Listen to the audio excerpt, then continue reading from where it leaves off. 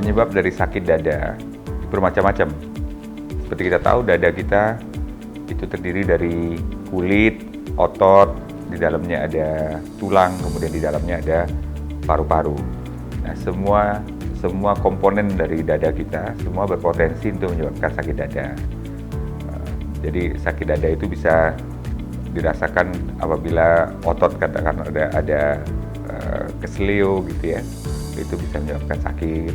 Tulang-tulang demikian juga, dan yang paling berat tentunya kalau ada sakit dada yang disebabkan karena gangguan dari paru-paru. Yang pertama yang kita lakukan adalah tenang ya, kita tenang, kita istirahat, tidak lakukan aktivitas dulu. Kemudian apabila sakit itu masih tetap ada, kita coba dengan yang paling mudah dengan memakan obat-obatan analgetik yang ringan seperti Panadol, paracetamol yang aman untuk dikonsumsi. Biasanya orang dewasa memerlukan 2 tablet 1 kali makan. Nah, kita lihat apakah dia menghilang dengan makan obat-obatan seperti itu. Nah, kemudian setelah itu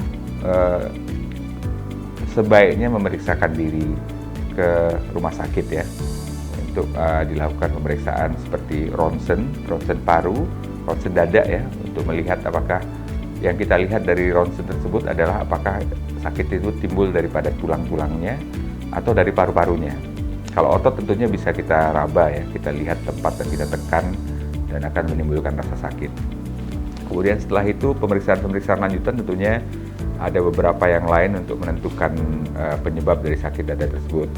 Bisa dilakukan yang dinamakan CT scan, bisa lakukan MRI, dan apabila sakit dada itu timbulnya karena masalah jantung, maka yang dilakukan tentunya adalah CT scan jantung dan juga kateterisasi jantung.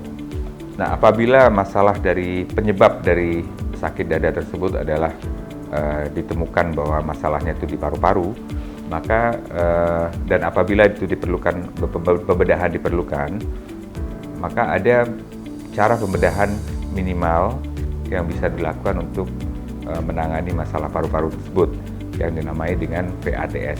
Nah, apakah itu VATS? VATS itu kepanjangan dari Video Assisted Thoracoscopic Surgery. Jadi pembedahan pada paru-paru yang dilakukan melalui lubang-lubang kecil yang dibuat di sela iga kita dan memasukkan skop atau endoskop ke dalam rongga paru kita untuk melihat dan menangani dan melakukan pembedahan ke dalam secara minimal. Itu yang disebut dengan VATS. Kelebihan dari VATS dibandingkan dengan konvensional bedah itu adalah tentunya satu, namanya sendiri adalah masuk dalam kategori minimal invasif. Jadi luka yang akan diberikan pada dada kita lebih kecil, dan itu tentunya akan menyebabkan sakit yang lebih tidak sakit ya dibandingkan dengan operasi biasa. Namun tidak semua masalah di paru-paru itu bisa ditangani dengan VATS tersebut. Ada beberapa kriteria di mana beberapa penyakit yang kita bisa lakukan melalui VATS, ada yang tidak. Namun apabila masalah tersebut dapat ditangani dengan VATS merupakan pilihan yang terbaik untuk menangani masalah-masalah di paru-paru. Dari semua penyakit yang terbaik tentunya adalah pencegahan ya. Jadi pencegahan itu merupakan goal yang paling utama dari medis harusnya.